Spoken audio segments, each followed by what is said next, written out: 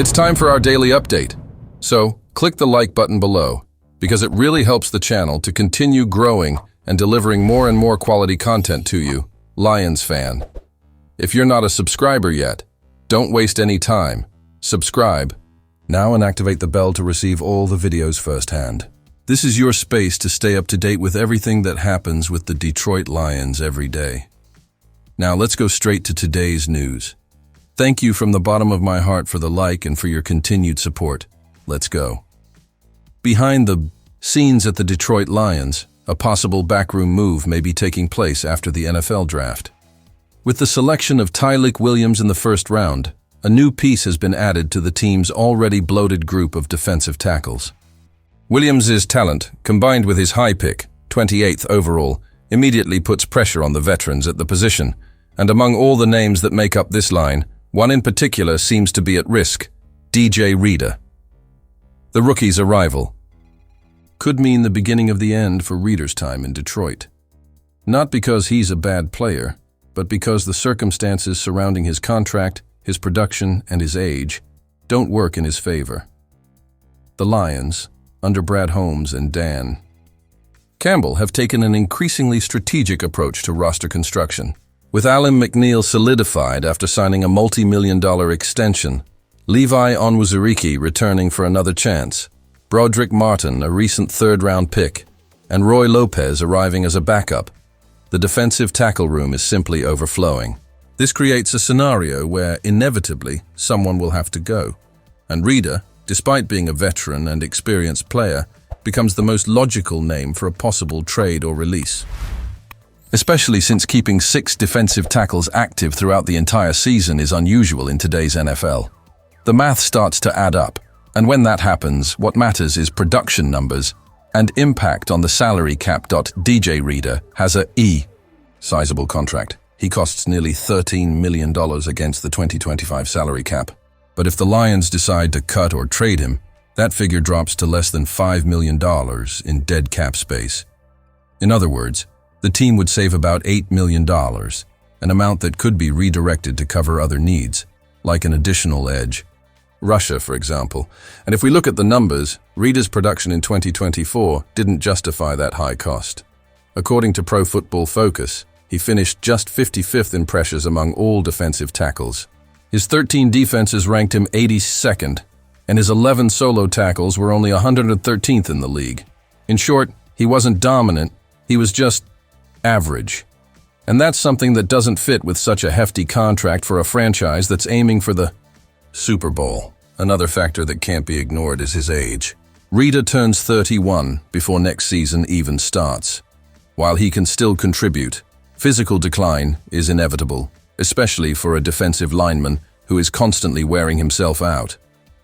The Lions need to think about the future, and that future now involves Tyleik Williams. Cutting snaps from a rookie who cost a first-round pick just to keep a veteran who is performing average could be a planning mistake. And with McNeill likely out for the first few weeks of the season, the group of Onwuzurike, Lopez, Martin, and Williams should be enough to hold the line until the starter returns. That's why the most logical move would be to explore the market and see if there's a team willing to offer something for DJ Reader. The NFL has seen an increase in the value of versatile defensive tackles, especially those who can contribute against the run game and pressure the quarterback. And even if Reader isn't at his peak, he still has value for teams looking for depth and experience in the middle of the line. Detroit could get a mid-draft pick or even a trade for a player at a position of need. The important thing now is that there are options on the table, and keeping a roster bloated at one position could cost you dearly down the road. With all of this in mind, it wouldn't be surprising if DJ Reader's name started to make the AE rounds in NFL conversations more and more in the coming weeks. For the Lions, the timing is perfect. They already have a replacement. The contract is significant, and the market is still hot with teams trying to reshape their rosters post-draft. If a good offer comes in, there's no doubt that Reader could very well be playing in a different uniform when the season starts. In the whirlwind of decisions and strategies that define the NFL draft, the Detroit Lions were the protagonists of bold moves in 2025. The franchise made 3 trades throughout the process, one of which was especially bold. moving up an impressive 32 spots to secure Arkansas wide receiver Isaac Tesla, a move that demonstrates not only aggressiveness, but also clear planning on the part of general manager Brad Holmes, who is in his 5th season at the helm of the franchise. However, what was not revealed behind the scenes was even more interesting. The real target of this move may not have been a wide receiver, but rather one of the most coveted defensive talents in the draft. During the press conference after the second day of the event, Holmes revealed that the Lions tried, unsuccessfully, to move up in the draft on about 30 different occasions.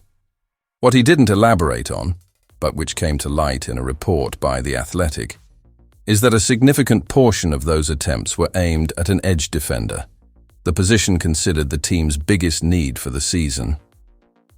The revelation is surprising, especially since the Lions only selected an edge defender in the 6th round, Ahmed Hassanein, from Boise State. This left many experts confused, since more impactful names were still available earlier. But now, it all starts to make sense. According to the report by Michael Silver, the Lions were among the 2 teams, along with the Los Angeles Rams, interested in the 70th overall pick, then held by the Jacksonville Jaguars. The target? Ashton Gillott, defensive end from the University of Louisville, a name that shone on the college scene with 26.5 sacks and 41 tackles for loss over 4 seasons. Big, physical, and extremely athletic, Gillott was considered an ideal fit to bolster the Lions' defense, especially given his versatility on the defensive line and ability to consistently pressure opposing quarterbacks. The turning point came when the Jaguars were ready to trade. With Gillott still available on the board, Jacksonville began fielding offers. The Jaguars' offer involved trading the 70th pick, plus a 5th-round pick in 2025 and a 6th-round pick in 2026, in exchange for 3 third-round picks from the Lions. However, the situation quickly changed. The Jaguars changed the terms, replacing the 5th pick with a 6th-round pick in 2025, which caused hesitation on Detroit's part. At that point, the Chiefs stepped in and selected Gillott with the 66th pick, taking off the table the player who could have been the key piece of the Lions' defensive line. The tension behind the scenes was palpable. Silva reported that inside the Jaguars' war room, there was a clear sense that Detroit was targeting Gillott directly. When Gillott left the board, the Rams quickly pulled out of negotiations.